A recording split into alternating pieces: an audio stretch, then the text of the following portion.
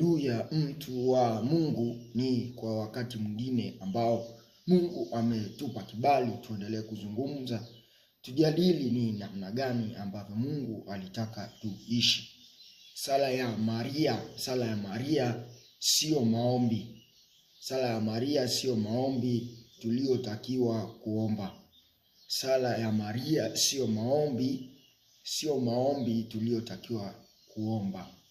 Nimeamiria kutoa ufafanuzi kulingana na hatari ilivyo. Nizungumze tu kwa uchache wa kwamba Mungu ni mmoja.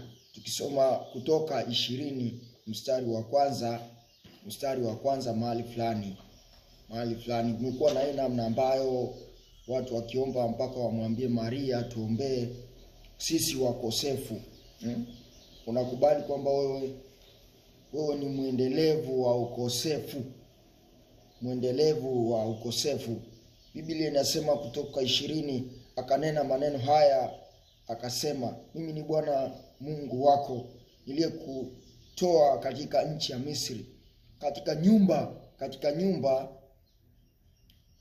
nyumba ya utumwa. Usiwe na miungu mingine ila mimi. Usijifanyie sanamu ya kuchonga wala mfano wa kitu chochote kilicho juu mbinguni wala kilicho chini duniani. Usivisujudie wala kuvitumikia, kwa kuwa mimi Bwana Mungu wako ni Mungu mwenye wivu, na wapatiliza wana wovu wa baba zao kizazi cha 3 na cha 4 cha wanichukiao. Mungu ni mmoja, tusiwe na miungu mingine. Unakuta Mkatoliki chonde. Salamu Maria tuombee. Mimi katika tafsiri nyingi naona ya kwamba kwanza ni uvivu. Tusiende mbali sana kwamba huenda kuna namna fulani uelewa au namna za kumjua Mungu ziko chini, lakini uvivu.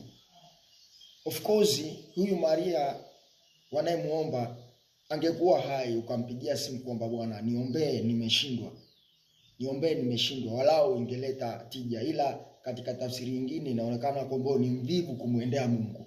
Uvivu wa kumwendea Mungu huwa unasababisha tatizo hili.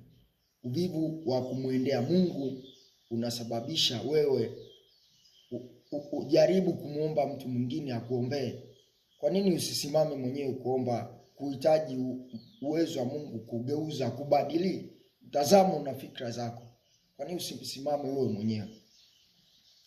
Tukisoma Matendo ya Mitume 4:17, Matendo ya Mitume 4:17 inatupa direction.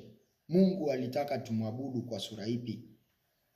Ama kwamba Mungu aliruhusu tumwabudu kwa kupitia majina ya watu waliotangulia.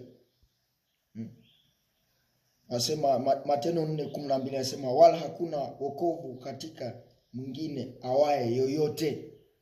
Hakuna wokovu kwa mwingine awaye yoyote, kwa maana hapana jina jingine chini ya mbingu walilopewa wanadamu litupasalo sisi kuokolewa kwalo.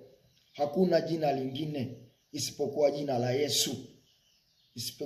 la Yesu. Ilitakiwa tu mtu unaingia namna fulani unamuita Yesu, niokoe, nigeuze, nibadili mtazamo wangu juu ya maisha, juu ya mambo yanavyoenda. Nitoe mtazamo, direction juu ya maisha yangu, juu ya familia yangu, juu ya watoto wangu. Ilikuwa ndo direction tupitie huko. Lakini sasa mambo yameharibika. Nakuta tu mtu dakika 5 amesoma hiyo sala analala. Tamaa ziko pale.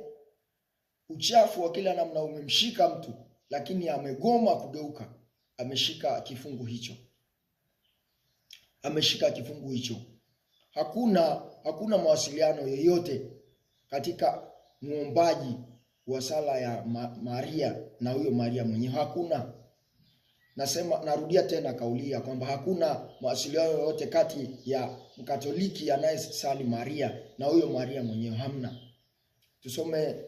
Tusome mahali fulani hapa. Tutoe direction ya mambo yalivyotakiwa kufanywa. Tutoe direction Mhubiri 9:5. Mhubiri 9:5. Kwa sababu walio hai wanajua ya kwamba watakufa, lakini wafu hawajui neno lolote, wala hawana ijara tena, maana kumbukumbu lao limesahauliwa. Kumbukumbu lao limesahauliwa. Kiujumla ni tumeona ya kwamba hichi kitu hakipo, na Mungu atapatiliza kwa yoyote anayeenda kinyume na agizo hilo, kwa sababu Mungu anataka aitwe yeye ili kulinda ama kugeuza ama kubariki maisha ya mtu kwa namna alivyotaka.